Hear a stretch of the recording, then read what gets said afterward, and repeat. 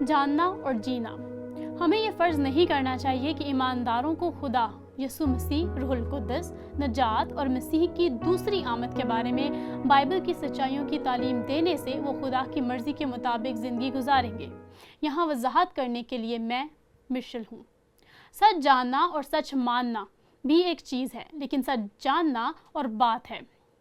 اور پالوس رسول یہاں اس مسئلے سے نمٹنے جا رہا ہے جب وہ یہ خط لکھ رہا ہے۔ جب اس نے یہ خط لکھا تو مجھے تیتس کو کہنا چاہیے، آپ دیکھتے ہیں ہمارے لیے خدا کو جاننا اور اس پر یقین کرنا ممکن ہے، اور لفظی طور پر یقین کریں کہ وہ عالم ہے، وہ سب کچھ جانتا ہے، کہ وہ تمام طاقتور اور قادر مطلق ہے، کہ وہ ہمہ گیر ہے، کہ وہ ہر جگہ ہے، کہ کچھ بھی اس کی نظر سے نہیں بچتا، کہ وہ پاکیزگی کا خدا ہے، ایک کامل خدا۔ یہ جاننا ایک چیز ہے، اور پھر بھی ایسے جینا جیسے کوئی فرق نہیں پڑتا، یہ ایک اور چیز ہے۔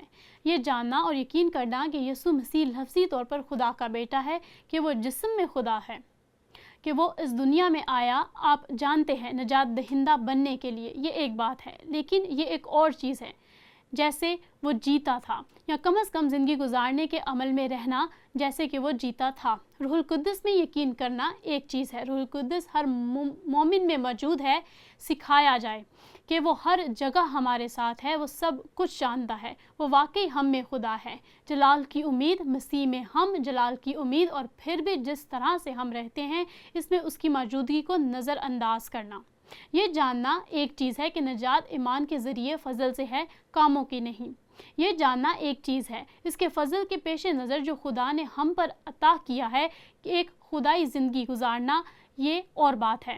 تو جوہر میں جو میں یہاں کہنے کی کوشش کر رہی ہوں وہ یہ ہے کہ پالوس کریتے میں ان مسیحیوں کے ساتھ کیا سلوک کر رہا تھا۔ وہ مسیح کے پاس آئے تھے، وہ مسیح پر ایمان رکھتے تھے، لیکن انہیں مسیح کی طرح جینا سیکھنے کی ضرورت تھی، اور اس لیے پالوس نے تیتس سے کہا باب 2 آیت 1 میں، لیکن تو وہ باتیں بیان کر جو صحیح تعلیم کے مناسب ہیں۔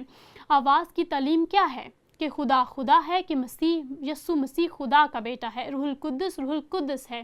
کون دوبارہ پیدا کرتا ہے؟ جو ہم میں بستا ہے، ہماری زندگیاں، ہم ایمان کے ذریعے فضل سے بچائے گئے ہیں، یہ آواز کی تعلیم ہے۔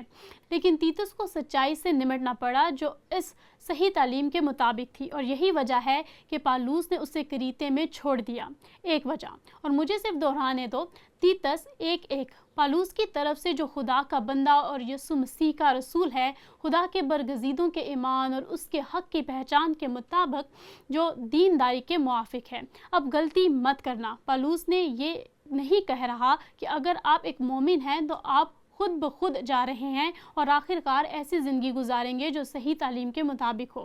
کرنتھیوں نے ایسا نہیں کیا۔ در حقیقت پالوس نے کہا آپ میں سے کچھ لوگ ایماندار ہونے کے ناطے اپنے گناہ کی وجہ سے در حقیقت جنت میں گھر گئے ہیں، وہ نظم و ضبط کے پابند ہیں، لیکن حقیقت یہ ہے کہ ہمیں خدا کی مرضی سے باہر چلنے کی آزادی ہے، اور اس لیے پالوس نے وہی لکھا جو اس نے تیتس کو لکھا تھا، اور وہ مخصوص صحافات کی فہرست دیتا ہے جو تیتس کو سکھانا تھا۔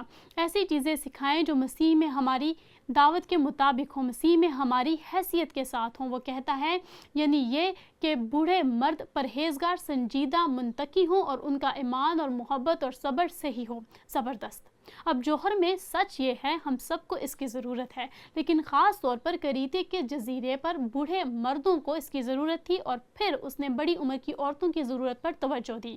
وہ کہتا ہے اس طرح بڑی عورتوں کی بھی واضح مقدسوں کی سی ہو، تہمت لگانے والی اور زیادہ مہ پینے میں مبتلا نہ ہوں، بلکہ اچھی باتیں سکھانے والی ہوں۔ اب جوہر میں یہ ہم سب پر لاگو ہوتا ہے، لیکن کریتے میں اس کی خاص ضرورت تھی۔ پھر فرمایا جوان عورتوں کو سکھاؤ۔ سب سے پہلے آپ بوڑھی عورتوں کو جوان عورتوں کو سکھاتے ہیں، تاکہ جوان عورتوں کو سکھائیں کہ اپنے شوہروں کو پیار کریں، بچوں کو پیار کریں۔ دوسرے لفظوں میں وہ کیا کہہ رہا ہے؟ تیتس کریتے میں ان لوگوں کو اس طرح زندگی گزارنے کی تعلیم دینے کے لیے ان مخصوص طریقوں کی بہت خاص ضرورت ہے کہ یہ صحیح تعلیم کے مطابق ہو۔ وہ یسوع مسیح اور روح القدس میں خدا کے بارے میں کیا یقین رکھتے ہیں، اور پھر وہ نوجوانوں سے مخاطب ہوتا ہے۔ اور آپ اس پیراگراف میں دیکھیں گے کہ تیتس کو ایک نوجوان سمجھا جاتا تھا کیونکہ وہ اسے اپنی ہدایت کے ساتھ ملا دیتا ہے۔ وہ کہتے ہیں تیتس جوان آدمیوں کو بھی اسی طرح نصیحت کر کہ منتقی بنے۔ اس نے پہلے ہی بوڑھے مردوں کے ساتھ تعلقات میں اس کا حوالہ دیا۔ لیکن ان نوجوانوں کو اس پیغام کی ضرورت تھی، ہر چیز میں خود پر قابو رکھنا۔ اور پھر وہ کہتا ہے اپنے آپ کو ایک مثال بنائیں۔ جوہر میں ایک نوجوان کی حیثیت سے دوسرے نوجوانوں کے لیے سب باتوں میں اپنے آپ کو نیک کاموں کا نمونہ بنانا۔ تیری تعلیم میں صفائی اور سنجیدگی اور ایسی صحت کلامی پائی جائے جو ملامت کے لائق نہ ہو، تاکہ مخالف ہم پر عیب لگانے کی کوئی وجہ نہ پا کر شرمندہ ہو جائے۔ دلچسپ موازنہ کیا ہے؟ ٹھیک ہے، دوسرے اصول میں ہم نے ابھی دیکھا وہ برے آدمی تھے جو حقیقت میں ایسی چیزیں سکھا رہے تھے جو جھوٹی تھی اور صرف پیسے کے لیے، اور اس نے کہا تیتس اس کے برعکس بنو، جو ان برے لوگوں میں سب دیکھ رہے ہیں، سب باتوں میں اپنے آپ کو نیک کاموں کا نمونہ بنانا۔ تیری تعلیم میں صفائی اور سنجیدگی اور ایسی صحت کلامی پائی جائے جو ملامت کے لائق نہ ہو، تاکہ مخالف ہم پر عیب لگانے کی وجہ نہ پا کر شرمندہ ہو جائے۔ دوسرے لفظوں میں آپ میری نمائندگی کر رہے ہیں اور وہ آپ کی نمائندگی کرنے والے ہیں، اور ہم سب مل کر یسوع مسیح کی نمائندگی کر رہے ہیں، اور یہ وہ خوبیاں ہیں جن کی ہمیں لوگوں کو سکھانے کی ضرورت ہے جو مسیح کے پاس آئیں لیکن وہ خدا کی مرضی میں نہیں رہتے۔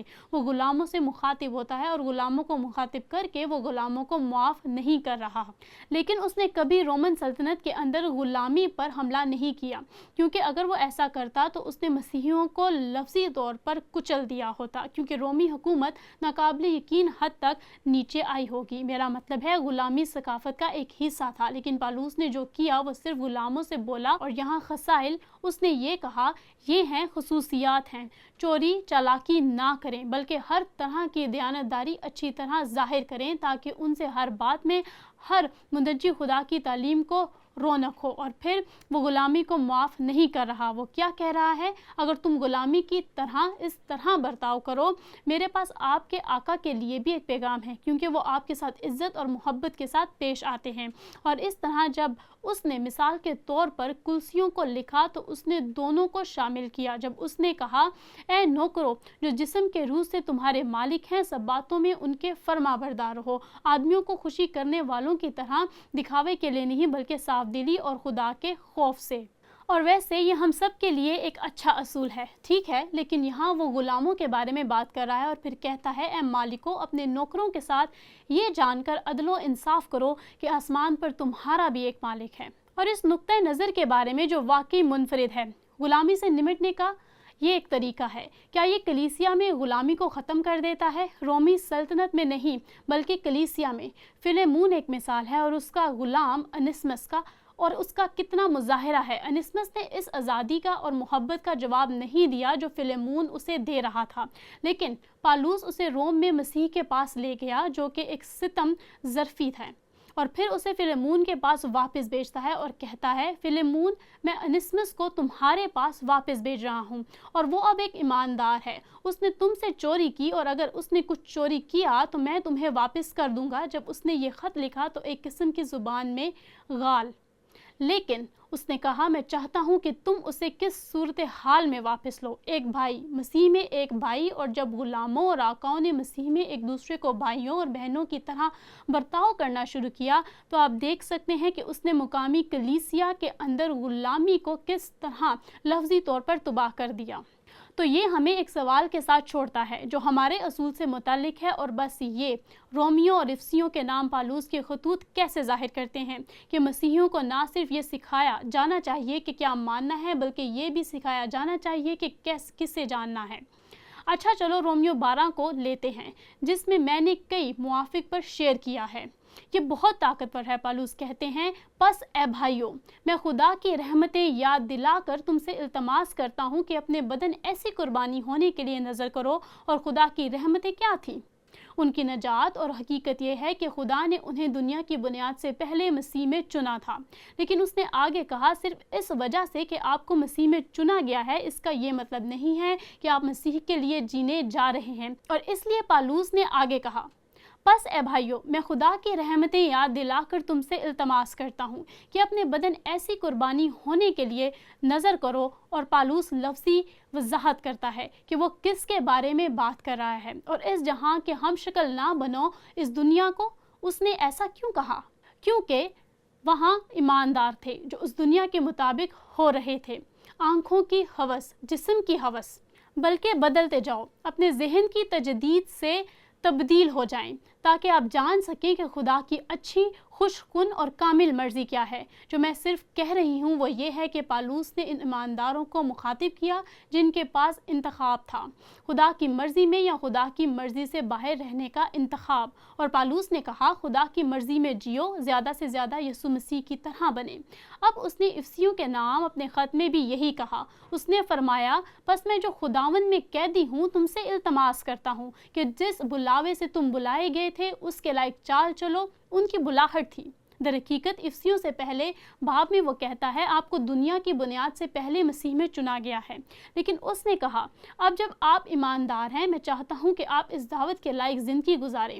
افسیوں 4 باب اس کی پہلی آیت اور افسیوں 4:17 میں۔ اور اسی وجہ سے اس نے آگے کہا، غیر قوموں کی طرح اب نہ چلنا لیکن محبت سے چلو۔ 5:2 روشنی میں چلو۔ 5:8 خدا کی مرضی میں احتیاط سے چلیں۔ 5 باب اس کی 15 سے 16 آیت، شوہروں اپنی بیویوں سے محبت کرو جیسا کہ مسیح نے تم سے محبت کی۔ 5:25 بیویوں نہ صرف اپنے شوہروں سے پیار کرو بلکہ اپنے خدا کے مقرر کردہ رہنما کے طور پر ان کی تابع رہو۔ 5 باب 22 سے 24 تم دونوں کو پیار کرنا چاہیے جیسا کہ مسیح نے پیار کیا اور ایک دوسرے کے تابع ہونا چاہیے۔ 5:21 آپ کے بچے انہیں الجھاؤ مت، ان کی حوصلہ شکنی نہ کریں۔ والد صاحب ان کی پرورش اور رب کی نصیحت میں پرورش کرو۔ 6:4 اور پھر وہ غلاموں اور آقاؤں کے ساتھ بھی معاملہ کرتا ہے۔ دوسرے لفظوں میں وہ کہہ رہا ہے، خدا کی مرضی پر چلو۔ 6:5 اب جو میں نے سادگی سے کہا کہ صحیفے میرے خیال میں واضح طور پر سکھاتے ہیں کہ ہمیں خدا کی مرضی کے مطابق چلنے کی آزادی ہے۔ یہ اس کی کامل مرضی نہیں ہے۔ اگر ہم خدا کی مرضی سے ہٹ جائیں تو آخرکار کیا ہوگا؟ اور مستقل طور پر جان بوجھ کر خدا کی مرضی سے باہر چلتے ہیں۔ عبرانیوں کی کتاب میں یہ کہتا ہے، ہمارا ایک پیار کرنے والا آسمانی باپ ہے اور وہ بالآخر ہمیں نظم و ضبط دے گا کیونکہ وہ ہم سے پیار کرتا ہے، ہمیں اس کی مرضی میں لانے کے لیے، اور ہمارے پاس ایک انتخاب ہے۔ کیا ہم اس نظم و ضبط کا جواب دیں گے یا اس نظم کو نظر انداز کریں گے؟ اب کرنتھیوں میں سے کچھ نے اسے نظر انداز کر دیا اور اس خاص معاملے میں خدا نے انہیں صرف جلال کے گھر لے گیا کیونکہ انہوں نے اس ہدایت کا جواب نہیں دیا۔ اب اس سے ہوشیار رہیں کیونکہ بہت سے لوگ مرتے ہیں اور بہت سے مسیحی مرتے ہیں، اس لیے نہیں کہ وہ خدا کی مرضی سے باہر چل رہے ہیں۔ موت ایک حقیقت ہے، لیکن واضح طور پر کچھ حالات میں کم از کم نئے عہد نامہ میں جہاں ان کے پاس سچائی تھی، اس سچائی سے باہر نکلنے کا فیصلہ کیا، جان بوجھ کر سچائی سے ہٹ جانا، اور خدا نے صرف اتنا کہا، میں صرف تمہیں جلال کے گھر لے جانے والا ہوں۔ تو اس کے مطابق زندگی گزارنے کا اصول یہ ہے۔ میرے خیال میں جو کچھ ہم یہاں ان اقتصابات میں ان کرداروں کے حوالے سے دیکھتے ہیں جو تیتس کو بوڑھے مردوں، بوڑھی عورتوں، جوان عورتوں، کم عمر مردوں، غلاموں، آقاؤں کو سکھانا تھا۔ ہمیں یہ فرض نہیں کرنا چاہیے کہ ایمانداروں کو خداوند یسوع مسیح، روح القدس، نجات اور مسیح کی دوسری آمد کے بارے میں بائبل کی سچائیوں کی تعلیم دینے سے وہ خدا کی مرضی کے مطابق زندگی گزاریں گے۔ اور پالوس یہ ظاہر کرتا ہے کہ تیتس کو کیا کرنا ہے تاکہ ان لوگوں کو کامل زندگی گزارنے کا انتخاب کرنے میں مدد ملے، خدا کی اچھی اور کامل مرضی۔